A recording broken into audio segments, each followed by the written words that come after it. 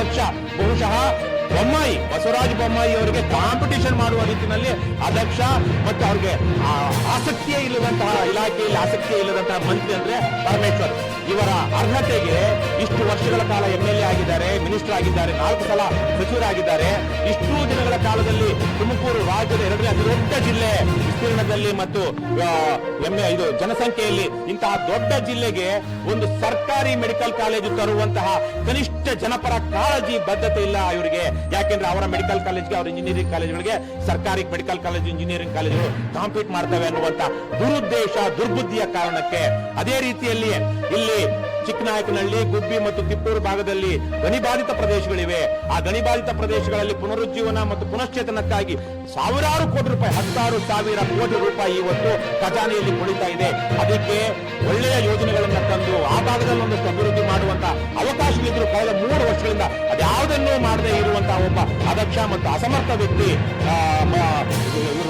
ಪರಮೇಶ್ವರ್ ಅವರು ಮೊನ್ನೆ ತುಮಕೂರಿನಲ್ಲಿ ನಡೆದಂತ KRS ಪಕ್ಷದವರ ಮೇಲೆ ನಡೆದಂತಹ ಒಂದು ರೀತಿಯ ಅಲ್ಲೇ ಸ್ವತಃ ಪರಮೇಶ್ವರ್ ಅವರು ನಿಲ್ಸೋ ಹೀಗೆ ಕ್ಯಾಮ್ರಾ ಅಂತೇಳಿ ಕೈ ಮಾಡ್ತೇನೆ ಅಂದ್ರೆ ಇವರ ದರ್ಪ. ಇವರು ಒಬ್ಬ ಕುಟುಂಬ ವಂಶ ಪಾರಂಪರ್ಯ ರಾಜಕಾರಣದ ಪ್ರತಿನಿಧಿಯಾಗಿರೋದ್ರಿಂದ ಆ ದರ್ಪ ಬಂದಿದೆ ಅಂತ ನಾವು ಭಾವಿಸ್ತೀವಿ. ನೆಪೋ ಕಿಡ್ ನಂಬರ್ 1 ದೇಶದಲ್ಲಿ ರಾಹುಲ್ ಗಾಂಧಿ ಅವರು ಮಾತ್ರ ಎಲ್ಲಾ ಕಡೆ ಹೋಗಿ ಸಂವಿಧಾನ, ಪ್ರಜಾಪ್ರಭುತ್ವ, ಮೂಲಭೂತ ಹಕ್ಕುಗಳನ್ನು ಮಾತಾಡ್ತಾರೆ. ಆದರೆ ನೆಪೋ ಕಿಡ್ ಇರುವಂತಹ ಅತಿ ಹೆಚ್ಚು ಸಂಖ್ಯೆಯಲ್ಲಿ ನೆಪೋ ಕಿಡ್ಸ್ ಇರುವಂತಹ ವಂಶ ಪಾರಂಪರ್ಯ ಇರುವಂತಹ ಕಾಂಗ್ರೆಸ್ ಪಕ್ಷ ಯಾವುದೇ ಕಾರಣಕ್ಕೂ ಅದು ಪ್ರಜಾಪ್ರಭುತ್ವದ ರಕ್ಷಣೆ ಮಾಡೋದಿಲ್ಲ ಇವತ್ತಿರುವಂತಹ ಸಂದರ್ಭದಲ್ಲಿ. ಹಾಗಾಗಿ ಪರಮೇಶ್ವರ್ ಅವರು ನಮಗೆ ಈಗಾಗಲೇ KRS ಪಕ್ಷಕ್ಕೆ ಪರಮೇಶ್ವರ್ ಅವರ ಚೇಲಾಗಳು ಅವರನ್ನು ಧಮಕಿ ಹಾಕಿದ್ದಾರೆ. ಅದನ್ನು ಕಿಡಿಕಾರಿದ್ದಾರೆ. ಪ್ರತಿಗಳಲ್ಲಿ ಬೇರೆ ಬೇರೆ ರೀತಿ ಬಂದಿದೆ. ಇಂಥ ಯಾವುದೇ ದೊಡ್ಡ ಬೆದರಿಕೆಗಳಿಗೆ ಕರ್ನಾಟಕ ರಾಷ್ಟ್ರ ಸಮಿತಿ ಪಕ್ಷ ಹಿಂದೇನು ಎದುರಿಲ್ಲ, ಮುಂದೇನು ಬೆದರೋದಿಲ್ಲ. ಇಂಥ 10 ಕೇಸುಗಳಾದ್ರೂ ನಮ್ಮ ಹೋರಾಟ ಮುಂದಕ್ಕೆ ಹೋಗುತ್ತೆ. ಈ ಭ್ರಷ್ಟ ಪೊಲೀಸರು, ಭ್ರಷ್ಟ ಅಧಿಕಾರಿಗಳು, ತುಮಕೂರಿನ ಜಿಲ್ಲಾಧಿಕಾರಿ ಅವರು ಮಾಡಿರುವಂತಹ ಅಕ್ರಮಗಳ ಬಗ್ಗೆ ಹಲವಾರು ಆರೋಪಗಳು ಸಾಬೀತಾಗಿರುವಂತಹ ಸಾಕ್ಷಿಗಳಿದ್ರು ಇವತ್ತಿಗೂ ಅವರು ವರ್ಗಾವಣೆ ಆಗಿಲ್ಲ. ತುಮಕೂರಿನ ಪೊಲೀಸ್ ವರಿಷ್ಠಾಧಿಕಾರಿ ಇಡೀ ಇಲಾಖೆ ಹದಗೆಟ್ಟು ಹೋಗಿದೆ. ಇಲ್ಲಿ ಅತ್ಯಾಚಾರ ಮಾಡುವಂತ ಅಧಿಕಾರಿಗಳಿದ್ದಾರೆ, ಕೊಂದು ಹಾಕುವಂತ ಲಾಕಪ್ ನಲ್ಲಿ ಹೊಡೆಯುವಂತ ಅಧಿಕಾರಿಗಳಿದ್ದಾರೆ.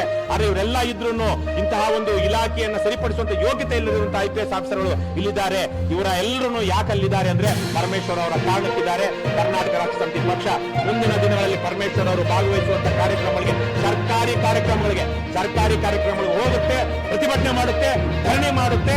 ನಾವು ಅಲ್ಲಿ ಅವರ ಕಾರ್ಯಕ್ರಮದಲ್ಲಿ ಹೋಗಿ ಜನರಿಗೆ ಅವರ ಯೋಗ್ಯತೆಯ ಅನಾವರಣವನ್ನು ಮಾಡ್ತೀವಿ. ಈಗ ನಮ್ಗೆ ಯಾರು ಇಲ್ವಲ್ಲ. ಪರಮೇಶ್ವರ್ ಅವರು ತುಮಕೂರಿಗಂಟಿರುವಂತಹ ಶಾಪ. ಆ ತುಮಕೂರಿನ ಜನ ಅವರ ರಾಜೀನಾಮೆಯನ್ನ ಕೇಳಬೇಕು. ಸರ್ಕಾರ, ಕಾಂಗ್ರೆಸ್ ಪಕ್ಷದವರು ಅವರು ನಿಜಕ್ಕೂ ನಾವು ಪ್ರಜಾಪ್ರಭುತ್ವ ಪರ ಇರುವಂತವರು ಅನ್ನೋದಾದ್ರೆ ಪರಮೇಶ್ವರ್ ಅವರ ರಾಜೀನಾಮೆಯನ್ನ ತಗೊಳ್ಬೇಕು, ಅವ್ರ ಮೇಲೆ ಆಕ್ಷನ್ ಆಗ್ಬೇಕು. ಪರಮೇಶ್ವರ್ ಅವರು ಈಗಾಗಲೇ ನಾವು ಪತ್ರ ಬರೆದಿದ್ದೀವಿ. ಪರಮೇಶ್ವರ್ ಅವ್ರ ಮೇಲೆ ದೂರು ದಾಖಲಿಸೋದಕ್ಕೆ ರಾಜ್ಯಪಾಲರಿಗೆ ದೂರು ಅನುಮತಿ ಕೊಡಬೇಕು. ಇಲಾಖೆ ಎಲ್ಲ ಅಧಿಕಾರಿಗಳು ಅಲ್ಲಿದ್ದಂತ ಮೊನ್ನೆ ಯಾರೆಲ್ಲ ವಿರುದ್ಧರು ಸಾಕ್ಷಿ ಅಧಿಕಾರಿಗಳು ಅವ್ರ ಮೇಲೆ ಎಲ್ಲ ಕೇಸ್ ದಾಖಲಿಸ್ತಾ ಇದ್ದೀವಿ. ಪರಮೇಶ್ವರ್ ಅವ್ರ ಮೇಲೂ ಸಹ ನಾವು ಕೋರ್ಟ್ ನಲ್ಲಿ ದಾಖಲು ಮಾಡಿ ಮತ್ತೆ ಈ ಪ್ರಕರಣದಲ್ಲಿ ಮಂಜುಳಾ ಅನ್ನುವಂಥ PSI ಏನ್ ದೂರು ಕೊಟ್ಟಿದ್ದಾರೆ ನಮ್ಮ ಪಕ್ಷದ ಮುಖಂಡರ ಮೇಲೆ, ಆ ಪ್ರಕರಣದಲ್ಲಿ ಪರಮೇಶ್ವರ್ ಅವರನ್ನು ಸಾಕ್ಷ್ಯ ಮಾಡಿ ಅವರನ್ನು ಸಹ ಕೋರ್ಟಿನ ಕಟಕಟೆಗಳಿಸ್ತೀವಿ. ಅದಾಗೋದಕ್ಕೆ ಮೊದಲು ಪರಮೇಶ್ವರ್ ಅವರು ರಾಜೀನಾಮೆ ಕೊಡಬೇಕು.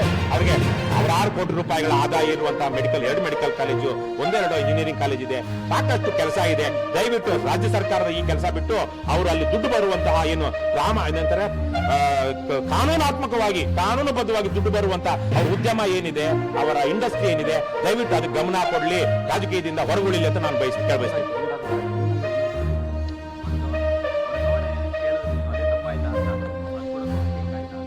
ತುಮಕೂರಿನಲ್ಲಿ ಮೊನ್ನೆ ನಡೆದಂತ ಘಟನೆಯಲ್ಲಿ ಮಾತೇ ಮಾಡಿಲ್ಲ. ನಾವು ನೋಡಿದಾಗ ಮಲ್ಲಿಕಾರ್ಜುನ ಅವರು ಮನವಿ ಕೊಡೋದಕ್ಕೆ ಅಲ್ಲಿ ಕೈ ಹಿಡ್ಕೊಂಡಿದ್ರು. ಅವ್ರು ತಗೊಳ್ತಾ ಇರ್ಲಿಲ್ಲ, ತಗೊಂಡು ಸುಮ್ಮನೆ ಹಾಗೆ ಹೋಗ್ತಾರೆ. ಏನ್ ಸರ್ ಹಿಂಗೆ ಹೋಗ್ತಾ ಇದ್ದೀರಾ ಅಂತ ಹೇಳಿದಕ್ಕೆ ಅಷ್ಟಕ್ಕೆ ಆಗಿದೆ ಹೊರತು ಆ ವಿಚಾರನೇ ಬರಲಿಲ್ಲ. ಮನವಿನಲ್ಲಿ 3 ವಿಚಾರಗಳಿತ್ತು. ಮನವಿ ಎಷ್ಟೇ ಪ್ರವೋಕ್ ಇರಲಿ, ಯಾವುದೇ ಇರಲಿ, ಆ ಸ್ಥಾನದಲ್ಲಿರುವಂತವ್ರು ಪ್ರವೋಕ್ ಆದ್ರೆ ಏನಾಗುತ್ತೆ? ಬಾಡೂರು ಅಸಹಾಯಕ ಉಳಿತಾರ. ನಾವು ಪ್ರವೋಕ್ ಆದ್ರೂ ನಾವು ಯಾರಿಗೂ ಹಾನಿ ಮಾಡಕ್ಕಾಗೋದಿಲ್ಲ. ಆದ್ರೆ ಅವರು ಪ್ರವೋಕ್ ಆಗಿ ಅವ್ರು ಮಾತಾಡಿದ್ರಿಂದ ಏನಾಯ್ತು, ಅಧಿಕಾರಿಗಳು ಇವ್ರನ್ನ ಕತ್ತಿನ ಪಟ್ಟಿ ಹಿಡ್ಕೊಂಡು ಹೇಳ್ಕೊಂಡು ಹೋದ್ರು. ಆಮೇಲೆ ಮನವಿನಲ್ಲಿ ಏನಿತ್ತು, ಒಂದು ತಿಪ್ಟೂರು ಭಾಗಕ್ಕೆ, ಒಂದು ತುಮಕೂರು ಜಿಲ್ಲೆಯಲ್ಲಿ ಒಂದು ಸರ್ಕಾರಿ ಮೆಡಿಕಲ್ ಕಾಲೇಜ್ ಬೇಕು. ಇಲ್ಲಿ ಸರ್ಕಾರಿ ಮೆಡಿಕಲ್ ಕಾಲೇಜ್ ಇಲ್ಲ, ರಾಜ್ಯದ 2ನೇ ದೊಡ್ಡ ಜಿಲ್ಲೆ ತಿಪ್ಟೂರು, ಆ ಭಾಗದಲ್ಲಾದ್ರೂ ಒಂದು ಮೆಡಿಕಲ್ ಕಾಲೇಜ್ ಮಾಡಿ ಅಂತ ಒಂದಿತ್ತು. 2ನೇದಾಗಿ ಈ ಗಣಿಬಾಧಿತ ಪ್ರದೇಶಗಳು 3 ತಾಲೂಕುಗಳೇನಿದೆ ಅಲ್ಲಿ ಸುಮ್ಮನೆ ಕಾಂಕ್ರೀಟ್ ಹಾಕುವಂತಹ ಸಿಮೆಂಟು ಕಾಂಕ್ರೀಟ್ ನ ಯೋಜನೆಗಳು ಬರ್ತಾ ಇದೆ. ಅದ್ರ ಬದಲಿಗೆ ಜನಪರವಾದಂತಹ ಯೋಜನೆಗಳನ್ನ ಈ ಮೆಡಿಕಲ್ ಕಾಲೇಜು ಸೇರಿದಂತೆ ಆ ಅಂತಹ ಹಣವನ್ನ ಅಲ್ಲಿ ಬಳಸಿ ದಯವಿಟ್ಟು ಅದನ್ನ ಮಾಡಿ ಅಂತಿತ್ತು. ಮೂರನೇದಾಗಿ ತುಮಕೂರು ಕಂಡಂತ ಅತ್ಯಂತ ಭ್ರಷ್ಟೆ ಅದಕ್ಷೆ ಜಿಲ್ಲಾಧಿಕಾರಿ ಮತ್ತು ತುಮಕೂರಿನ ಅತ್ಯಂತ ಭ್ರಷ್ಟ ಮತ್ತು ನಾಲಾಯಕ SP ಏನಿದ್ದಾರೆ ಅವ್ರನ್ನ ವರ್ಗಾವಣೆ ಮಾಡಬೇಕು. ಅದಕ್ಕೆ ಕಾರಣಗಳು ಇವ್ರ ಕಡೆಯಿಂದ ಆಗಿರುವಂತಹ ಭ್ರಷ್ಟಾಚಾರ, ಅವ್ರ ಕಡೆಯಿಂದ ಆಗಿರುವಂತಹ ಕರ್ತವ್ಯ ಲೋಪಗಳು. ಯಾಕಂದ್ರೆ DC SP-ಗೆ ಭ್ರಷ್ಟಾಚಾರದ ಪ್ರಕರಣಗಳಿಲ್ಲ, ಆದರೆ ಕರ್ತವ್ಯ ಲೋಪಗಳು. ಅವರ ಅಧೀನ ಪೊಲೀಸರು ಯಾವ ರೀತಿ ದುರ್ವರ್ತನೆ ತೋರ್ತಾ ಇದ್ದಾರೆ, ಅದನ್ನ ಅವ್ರು ಹೇಗೆ ಮುಚ್ಚಿಡ್ತಾ ಇದ್ದಾರೆ, ರಕ್ಷಣೆ ಕೊಡ್ತಾ ಇದ್ದಾರೆ ಅಧಿಕಾರಿಗಳಿಗೆ ಅನ್ನೋದಿತ್ತು.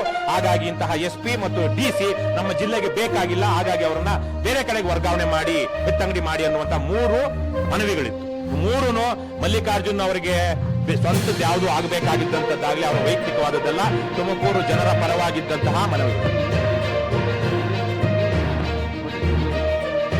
ನಮ್ಮ ಪ್ರೊಟೆಸ್ಟ್ ಅದನ್ನೇ ಹೀಗೆ ಅಂತ ಹೇಳೋದಕ್ಕಾಗೋದಿಲ್ಲ. ನಮ್ಮ ಹೋರಾಟ 3 ಜೊತೆಗೆ ಇನ್ನೊಂದು 6 ಸೇರಬಹುದು. ಈಗ ನಾಳೆ ಮೆಡಿಕಲ್ ಕಾಲೇಜು ಅಪ್ರೂವ್ ಆಯ್ತು, ನಾವು ಬೇಕಾಗ್ಬಿಡ್ತು, ಇನ್ನೊಂದು ಯಾವ್ದೋ ಬರ್ಬಹುದು, ಎಲ್ಲ ಮುಗಿಬಹುದು, 3 ಆಗ್ಬಹುದು. ನಾಳೆ ನಾಡಿದ್ರಲ್ಲೇ ಈಗ ಇದು ಯಾವ್ದಿದ್ದು ಈ ಇಬ್ರು DC ಮತ್ತೆ SP ಯಾವ ಬೇಕಾದ್ರೂ ವರ್ಗಾವಣೆ ಆಗ್ಬೋದು. ಸಮಯ ಮುಗಿತಾ ಬಂದಿದೆ. ಅವ್ರದ್ದು 100 ತಪ್ಪುಗಳು ಆಗೋಗಿದೆ, 101 ತಪ್ಪು ಆಗ್ಬೇಕಷ್ಟೇ. ಆಗ ಅವ್ರಿಗೂ ಆಗುತ್ತೆ. ಇನ್ನು ಈಗಾಗಲೇ ಹಿರೇಮಠರ ನೇತೃತ್ವದಲ್ಲಿ ನೀವೆಲ್ಲ ನೋಡಿದ್ದೀರಾ, ಅಲ್ಲಿ ಏನು ಅಕ್ರಮಗಳಾಗ್ತಾ ಇದೆ, ಅದು ಇದರಲ್ಲಿ ಹಣದಲ್ಲಿ ಅಂತ ಅದನ್ನ ನಾವು ಆವತ್ತಿಗೆ ಏನೇನಿರುತ್ತೋ ಅದನ್ನ ಇಟ್ಕೊಂಡು ಹೋಗ್ತಾ ಇರ್ತೀವಿ. ಒಂದಾಗಿದೆ ಏನು ಮನೆಗೆ ಹೋಗೋಣ ಅಂತಿಲ್ಲ. ಜನಪರವಾಗಿ KRS ಪಕ್ಷ ಹೋರಾಟವನ್ನ ಮಾಡ್ತಾ ಹೋಗ್ತೀವಿ.